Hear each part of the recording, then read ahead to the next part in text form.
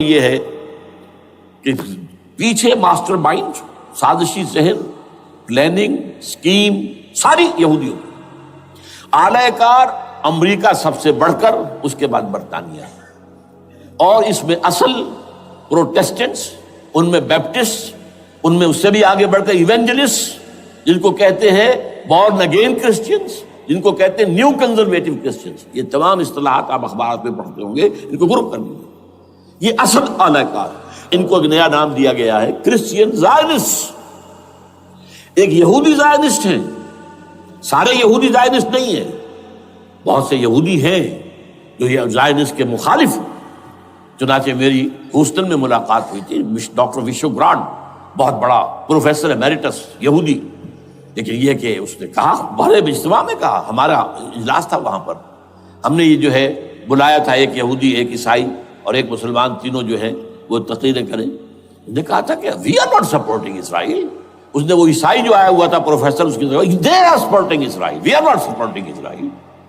اسی طرح میری جو ہوئی تھی round table conference, round table, اس میں ایک یہودی پروفیسر تھے، وہ ہسٹری کے پروفیسر، میں نام بھول رہا ہوں ان کا، انہوں نے کہا آئی ایم اینٹی زائنزم، میں زائنزم کے خلاف ہوں۔ تو زائنسم جو ہے اصل میں ایک سیکولر یہودیوں کی تحریک ہے، اور اس کے سب سے بڑے سپورٹرز کرسچین زائنسٹ وہ امریکہ میں بیٹھے ہوئے۔ تو یہ ہے صورتحال۔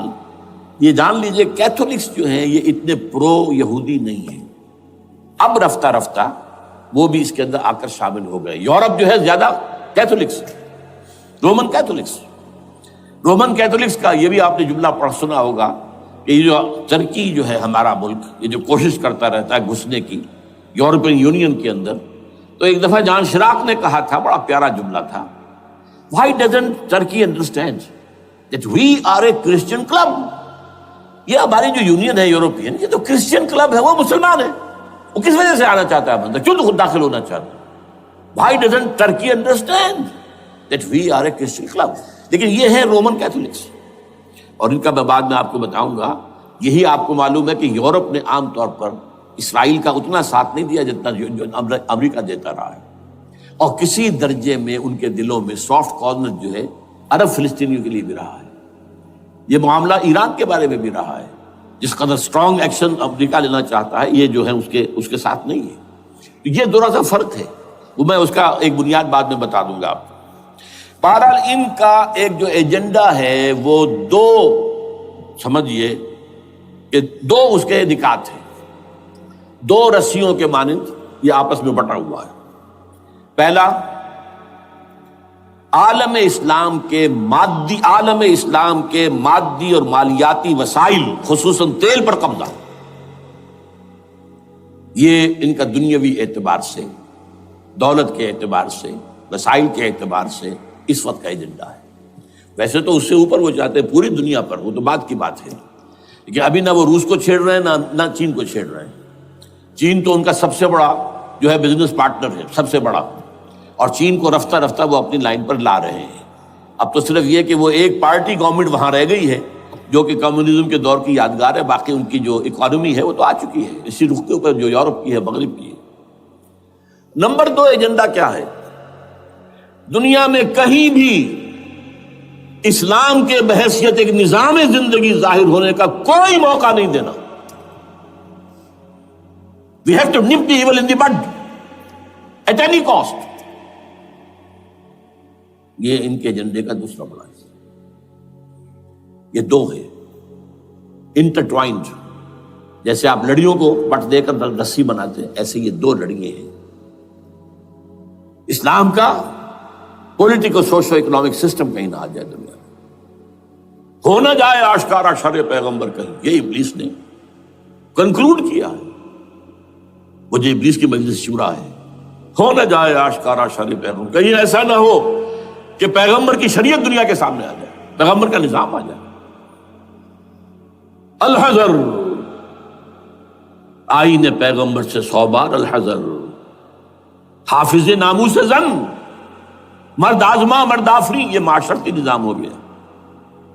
موت کا پیغام ہر نوع غلامی کے لیے، نہ کوئی فخور و خاکہ، نہ گدائے رہنشی، یہ سیاسی نظام آ گیا۔ اور کرتا ہے دولت کو ہر آلودگی سے پاک و صاف، منعموں کو مال و دولت کا بناتا ہے امین۔ تم دولت کے امین و مالک نہیں ہو، اور اس سے بڑھ کر اور کیا فکر و عمل کا انقلاب، بادشاہوں کی نہیں اللہ کی ہے یہ زمین، ان الارض للہ، یہ نظام کہیں نہ آ جائے دنیا، یہ جس پہ کہ وہ خطرہ محسوس کر رہا تھا۔ اور اس کے بعد یہ کہتے ہیں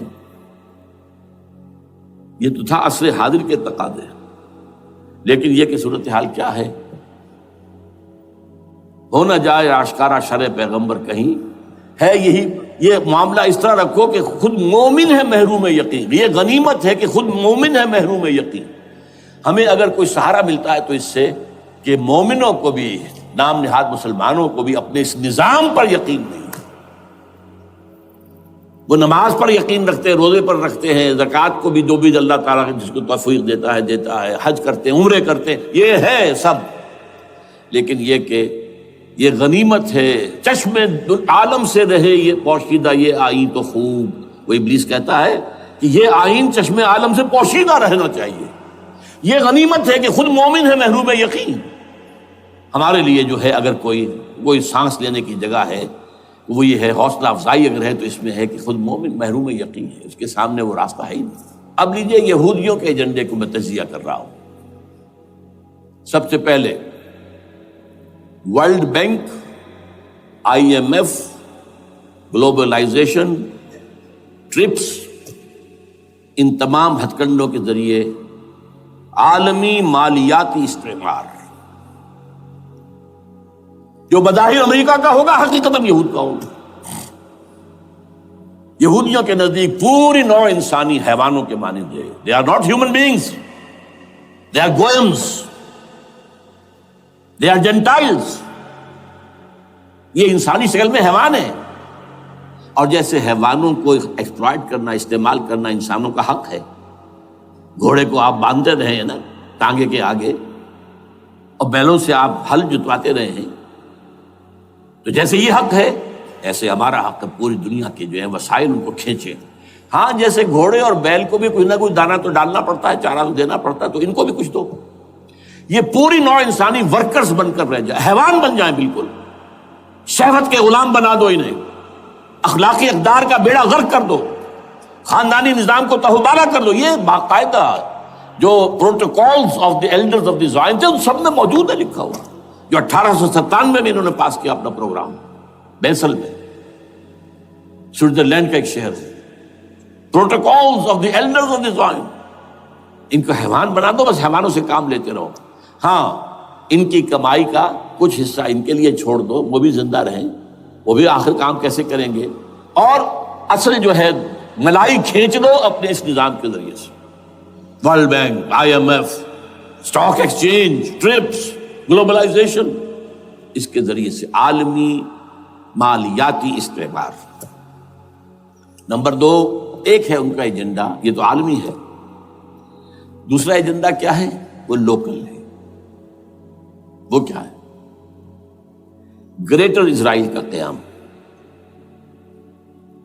جس میں مصر کا سارا زرخیز علاقہ شامل ہوگا، جو ڈیلٹا کا علاقہ کہلاتا ہے اس کا، جہاں کے اس وقت کے بادشاہ نے، حضرت یوسف علیہ السلام کے زمانے کے بادشاہ نے، وہ فرعونہ کے خاندان میں سے نہیں تھا، وہ عرب تھا، عربوں ہی سے کسی وقت کوئی قوم آئی تھی جو کہ مصر پر قابض ہو گئی تھی، اس نے حضرت یوسف کے خاندان کو لا کے وہاں آباد کیا، بہترین جشن کا علاقہ کہلاتا ہے، بہترین۔ وہ کہتے ہیں ہمارا ہے، ہم رہے وہاں پر کئی سو برس تک رہے، عراق ہمارا ہے، وہاں ہمیں قید میں رکھا گیا، نبوکدنضر دے گیا تھا۔ عرب کا شمالی حصہ جو ہمارا ہے، وہاں خیبر میں یہودی قلعے تھے، اور وہاں مدینے کے اندر جو ہے 3 قبیلے یہودی تھے جنہیں محمد نے صلی اللہ علیہ وسلم نے وہاں سے نکال باہر کیا تھا۔ یہ جارڈن یہ ترکی کا بھی کچھ حصہ ہمارا ہے، باقی پورا لبنان اور پورا فلسطین، یہ سب اس کے اوپر بنے گا ایک greater Israel. This is there local agenda, اور اس کے لیے ضروری ہے ایک بہت بڑی جنگ، ایسے آسانی سے نہیں ہو جائے گا۔ آرمگیڈون، جس کو حضور نے فرمایا الملحمۃ العظمیٰ، الملحمۃ الکبریٰ، بہت بڑی جنگ، جس کی خوفناکی اور تباہ ناکی کا اندازہ اس سے کیجئے، حضور فرماتے ہیں کہ اگر ایک باپ کے 100 بیٹے یا ایک دادا کے 100 پوتے ہوں گے تو ان میں سے 99 ختم ہو جائیں گے، ایک بچے گا۔ اور ایک جگہ فرماتے ہیں اتنی اموات ہوں گی، اتنی لاشیں ہوں گی کہ ایک نفاست پسند پرندہ جو ہے، جو گندگی پہ نہیں اترنا چاہتا، ایک تو ہے یہ کوے، چیلیں، گدھ، وہ تو گندگی ہی کی تلاش میں ہے مردار کھانے کے لیے، وہ تو لاشوں کو نوچ رہے ہوں گے۔ وہ پرندہ جو ہے نفاست پسند پرندہ، وہ نہیں اتر سکے گا، اڑتا اڑتا چلا جائے گا، لیکن لاشوں کا سلسلہ ختم نہیں ہوگا، یہاں تک کہ تھک ہار کر لاشوں پر گر جائے گا۔ یہ دور نہیں ہے، اس لیے کہ اس پر متفق ہیں یہودی بھی اور عیسائی، پروٹسٹنٹس، عیسائی اس کے اوپر پوری طرح متفق ہیں۔ آرمیگیڈون، جسے آپ تھرڈ ورلڈ وار کہہ لیں، الملحمۃ العظمیٰ کہہ لیں، الملحمۃ الکبریٰ کہہ لیں، حضور کے الفاظ میں یہ آئے گی۔ اس کے نتیجے میں گریٹ اسرائیل بنے گا۔ نمبر 3 پھر بنے گا تھرڈ ٹیمپل، جو ٹائٹس نے گرا دیا تھا 70 میں، سن 70 عیسوی، جسے گرے ہوئے کتنا عرصہ ہو گیا؟ 2008، اندازہ کر لیجئے 1800 کتنے برس ہو چکے۔ وہ دوبارہ بنائیں گے تھرڈ ٹیمپل، اور اس کے لیے مسجد اقصیٰ کو گرائیں گے، اور ڈوم آف دی راک، قبۃ الصخرہ، وہاں لا کر پھر اس میں کنگ ڈیونز تھرون لا کے رکھا جائے گا۔ یہ بھی میرے علم میں پہلی مرتبہ اسی ٹرمپٹ رسالے سے آیا۔ وہ کیا ہے؟ حضرت داؤد کا، آج سے کتنے ہزار سال پہلے کی بات ہے، اندازہ کیجیے، 1000 قبل مسیح، اور یہ اب 2000 ہو گیا عیسوی، 3000 برس تو ہو گئے۔ وہ کیا تھا؟ ایک پتھر تھا جس پر بٹھا کر حضرت داؤد کی تاج پوشی کی گئی تھی، پھر اسی پر حضرت سلیمان کی تاج پوشی ہوئی، پھر اسی پر ان کے بادشاہ آتے رہے، تاج پوشی ہوتی گئی۔ ٹائٹس نے جب گرایا ہے سن 70 عیسوی میں، یروشلم کو برباد کیا، 1,33,000 یہودی ایک دن میں قتل کیے، ایک دن میں، باقی نکال دیا، بھاگ جاؤ یہاں سے۔ اس کو کہتے ہیں diaspora, that started in 70 AD، یہ منتشر ہو گئے، جس کا جہاز سنگھ سمایا چلا گیا، یورپ میں چلے گئے، شمالی افریقہ میں، مسلمان ملکوں میں، انڈیا میں آ گئے، ایران میں آ گئے، سب جگہ وہاں سے نکال دیے گئے، ڈائسپورا۔ بہرحال وہاں سے وہ ٹائٹس وہ پتھر لے گیا، وہ روم میں لے گیا، روم سے کسی طرح وہ آئرلینڈ پہنچ گیا۔ آئرلینڈ پیور کیتھولک ملک ہے، آپ کو معلوم ہوگا، اور وہاں پر پروٹیسٹنٹس کی اور کیتھولکس کی جنگیں ہوتی رہتی ہیں۔ کبھی بھی شیعہ سنی مسلمانوں کی اس طور سے خانہ جنگی نہیں ہوئی ہے جیسے کہ وہاں ان دو عیسائیوں میں، کیتھولکس اور پروٹیسٹنٹس میں ہوتی ہے۔ وہ رومن کیتھولک ملک ہے بیچ میں۔ وہاں سے وہ انگلینڈ میں آیا، انگلینڈ میں جب آ گیا، بلکہ وہاں سے اسکاٹ لینڈ سے انگلینڈ میں پھر اس کو ایک کرسی کے اندر اس کی سیٹ کی حیثیت سے بنا کر ایک تھرون کی شکل دے دی گئی، اور وہ جو ویسٹ منسٹر ایبے ہے، برطانیہ کے پارلیمنٹ کے ساتھ جو چرچ ہے، ویسٹ منسٹر ایبے، وہاں اس کو لا کے رکھ دیا گیا۔ اس وقت سے برطانیہ کے بادشاہوں اور ملکاؤں کی تاج پوشی وہاں ہوتی ہے۔ تو ایک یہ ہے کہ پھر اس کو لا کر وہاں رکھیں گے۔ اب یہاں سے اختلاف ہے، یہ نوٹ کر لیجیے، یہاں تک عیسائیوں کا، یہودیوں کا ایجنڈا ایک، یہاں اختلاف ہے۔ یہودیوں کے نزدیک ان کا مسیح آئے گا اور وہ وہاں بیٹھ کر پوری دنیا پر راج کرے گا۔ وہ مسیح جس کی خبر دی گئی تھی شروع کی کتابوں میں، جو تورات کی ابتدائی کتابیں ہیں، وہ تو حضرت مسیح کی شکل میں آ گئے۔ دی پروفیسی واز فلفلڈ۔ یہودیوں نے نہیں مانا، انہیں تو قرار دیا جادوگر ہے، کافر ہے، مرتد ہے، ولد الزنا ہے، اور اپنے بس پڑتے سوری پر چڑھوا دیا۔ وہ دوسری بات ہے، اللہ نے کیا کیا، وہ ایک علیحدہ مسئلہ ہے۔ چنانچہ یہ کہ دی سچویشن از ویکنٹ، وہ مسیحا کی جگہ ابھی باقی ہے ان کی، and they are waiting for ہم۔ تو وہ آئے گا اور وہ یہاں اس تخت داؤد پر بیٹھ کر پوری دنیا پر حکومت کرے گا۔ عیسائیوں کا کہنا کیا ہے کہ در حقیقت حضرت مسیح نازل ہوں گے، سیکنڈ کمنگ آف جیسس، جس کو ہم بھی مانتے ہیں، اگرچہ ہوگا کیسے، حالات و واقعات کا کیا ہمارے نزدیک رنگ ہے وہ کچھ مختلف ہے، وہ میں بیان نہیں کر سکتا۔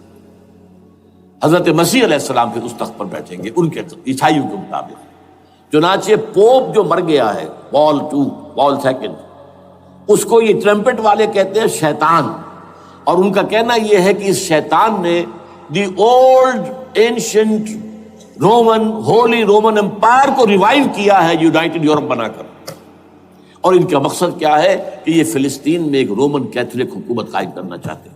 یہودی اپنی حکومت چاہتے جو ہے، اور وہ اپنی حکومت چاہتے ہیں، یہ ان کا کہنا ہے۔ یہ میں نہیں جانتا کہ اس میں کس حد تک ان ایک دوسرے پر الزام درست ہے، لیکن جیسے کہ آپ کو معلوم ہے کہ انڈونیشیا کے اندر بھی ہوا تھا، ایک جزیرے کو تقسیم کر دیا، ایک حصہ جو ہے اس کا وہ رومن کیتھولک ریاست بن گیا ہے۔ شاید نائجیریا میں بھی اس طرح کا معاملہ ہوا ہے کچھ تھوڑے علاقے کے اندر، وغیرہ وغیرہ۔ تو یہ ہے، لیکن بہرحال یہ ان کا۔ عیسائیوں کا معاملہ کیا ہے؟ میں نے جیسا کہ بتایا کہ یہ تو اس ایجنڈے کے اندر متفق ہے، اور عیسائی بھی ورلڈ ڈومینیشن، مالیاتی جو ہے استعمار، اس کے لیے کوشاں ہیں۔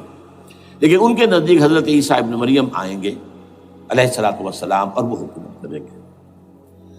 اس پورے ڈرامے کا اسکرپٹ پورا یہودیوں کا لکھا ہوا ہے، اور انہی کی سازش اس پورے ڈرامے کے پیچھے ہے۔ البتہ بظاہر اس ڈرامے کا بڑا کیریکٹر جس سے آپ ہیرو کہیں وہ امریکہ ہے، اور اس کے تابع یورپ بھی ہے۔ یہ ہے عالمی سطح پر معاملہ اس وقت۔ ویسے میری 2 کتابیں جو ہیں اس پر کتابچے ہیں، 4 سال پہلے میں نے اسی مقام پر 2 تقریریں کی تھی۔ ایک موجودہ عالمی حالات اور اسلام کا مستقبل، وہ دوسرا حصہ جو میں اس وقت نہیں چھیڑ رہا، ہوگا کیا اصل میں، جس میں یہ ہے کہ کہیں اسلامی ریاست قائم ہو، خلافت کا نظام قائم ہوگا کہاں ہوگا یہ میں بحث نہیں کر رہا۔ حضرت مہدی کا ظہور ہوگا، وہ آئیں گے عرب کے اندر۔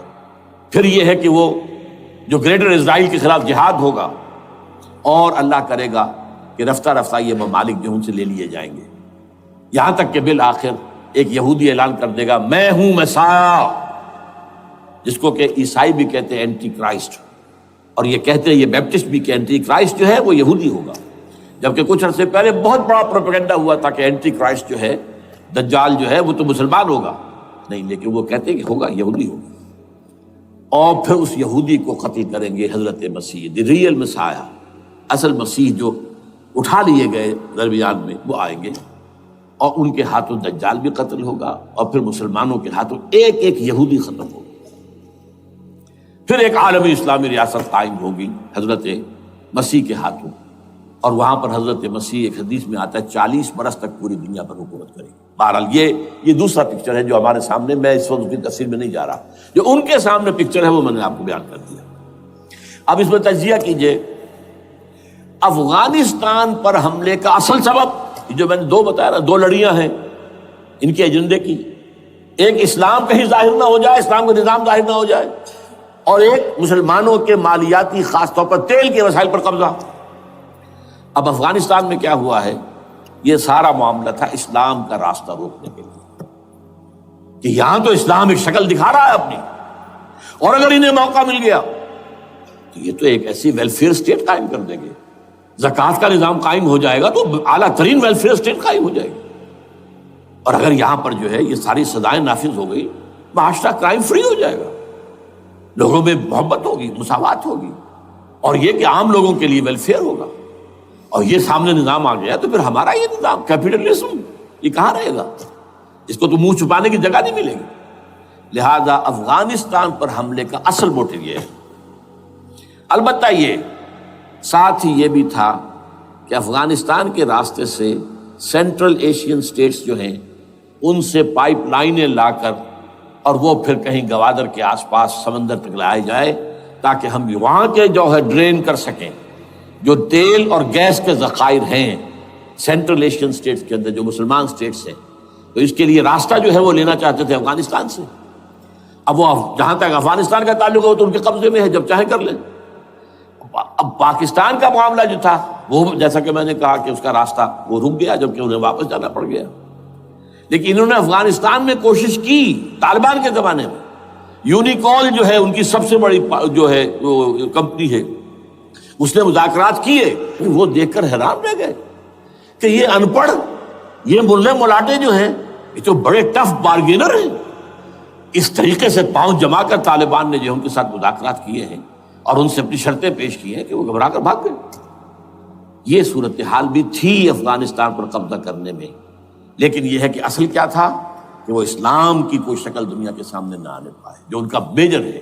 اسی لیے پورا عالم کفر جمع ہے، امریکہ، یورپ، روس، چین، سب جمع ہے. بھارت تو ہے ہی ہے، یہ سب جمع ہے.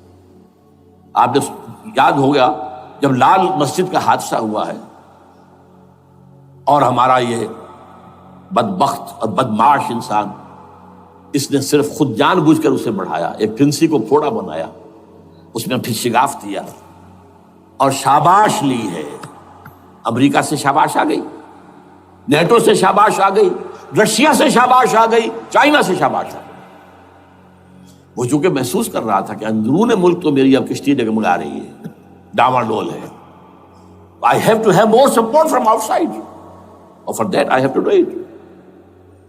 کہ دیکھو میرے عین قلب میں پاکستان کے یہ پھوڑا نکل آیا تھا، یہ بنیاد پرستی کا اور یہ شدت پسندی کا اور یہ تنگ نظری کا اور یہ فلاں کا، یہ دہشت گردی کا، اور میں نے دیکھو کیسے اس میں چیرا دیا ہے، کتنے لوگوں کو ختم کر دیا ہے.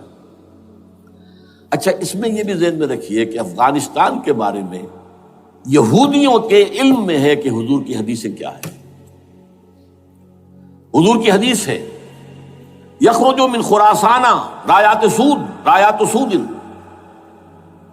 خراسان کے علاقے سے کالے جھنڈے لے کر فوجیں چلیں گی، لا یردھا شیء، کوئی طاقت ان کو رخ نہیں موڑ سکے گی، حتی تنصب بیلیا، یہاں تک کہ وہ آ کے بیت المقدس میں جھنڈے گاڑ دیے جائیں. دے نو اٹ، یہ جان لیجیے یہ لوگ پڑھے لکھے لوگ ہیں. میں آپ کو ایک واقعہ سناتا ہوں. جب 1967 میں یہودیوں کو فتح ہوئی بہت بڑی، اور پورا یروشلم اب ان کے قبضے میں آ گیا، ایسٹ یروشلم جو کہ ابھی جارڈن کے قبضے میں تھا. تو جب موشے دایان تھا وہ کانا، وہ داخل ہوا فاتح کی حیثیت سے، تو اس کے ساتھ ایک ربائی تھا بہت بڑا، چیف ربائی یہودیوں کا بہت بڑا عالم، اور وہ رو پڑا. تھا تو فتح کا وقت، خوشی کا، رویا. So this is the beginning of the end, یہ الفاظ آئے اخبارات کے اندر.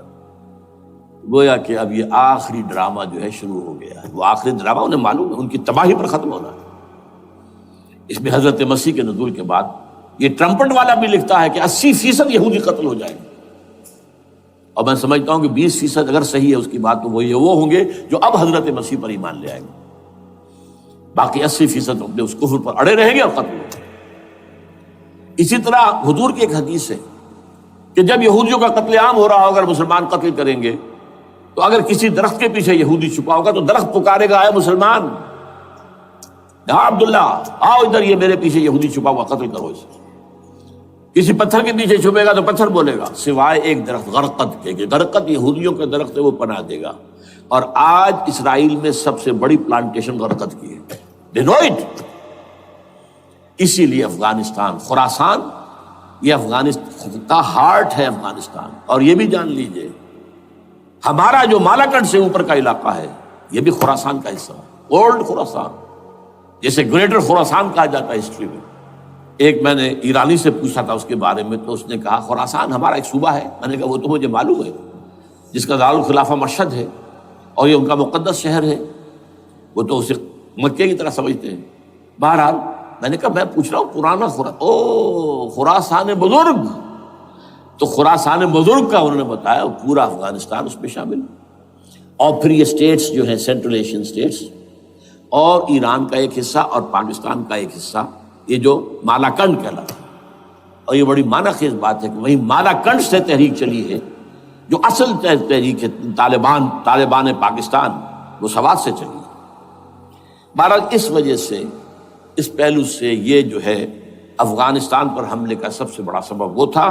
دوسرا جو تھا وہ یہ کہ ان کو جو پائپ لائن لے کے آنی تھی اس کے لیے، لیکن وہ ظاہر بات ہے کہ اس میں جو ہے جو طالبان نے وہ ان کی چکمے میں نہیں آئے. اس پر ایک کتاب ہے کہ جو انگریزی میں ہے عابد اللہ جان کی، Afghanistan the genesis of the last crusade. Afghanistan سے آخری صلیبی جنگ کا سلسلہ شروع ہو رہا ہے. بہت جو ہے چشم کشا ہے، معلومات افزا ہے، انگریزی میں ہے۔ اچھا، عراق میں معاملہ برعکس تھا۔ عراق میں تیل کا معاملہ بھی تھا تو وہ صرف امریکہ کا تھا۔ جو یورپ ہے وہ زیادہ تر کیسپین کے ایریا کے تیل کی طرف نگاہیں رکھتا ہے۔ یہ جو ہے یہ اصل میں سارا جو ہے یہ امریکہ کا معاملہ ہے۔ اور دوسری طرف یہ کہ یہاں کو مذہبی سلسلہ نہیں تھا، حالانکہ تھا، وہ یہودیوں کا تھا۔ وہ کیا تھا؟ Extension, first step towards the establishment of greater Israel. یہ بات اچھی طرح سمجھ لیجیے۔ یہاں پہ تیل کا معاملہ بھی میں نے کہا تھا نا، دو لڑیاں ہیں جو چل رہی ہیں۔ تیل کا معاملہ یہاں خاص طور پر عراق کے اندر زیادہ، افغانستان میں بہت کم۔ لیکن یہ کہ یہاں پر بھی جو اصل ہے، بیہائنڈ دی سین جو اصل چیز کیا ہے کہ گریٹر اسرائیل کے قیام کی طرف پہلا قدم۔ میں یاد دلاتا ہوں آپ کو، جب فرسٹ گلف وار ہوئی تھی جس میں عراق کا بھرکس نکال دیا گیا تھا، اس کے اختتام پر کہا تھا شوارز کرافٹ، جو ان کا کمانڈر ان چیف تھا الائیڈ فورسز کا، اس نے صاف کہا تھا، مجھے آج تک ایک ایک لفظ یاد ہے، we fought this war for the protection of Israel.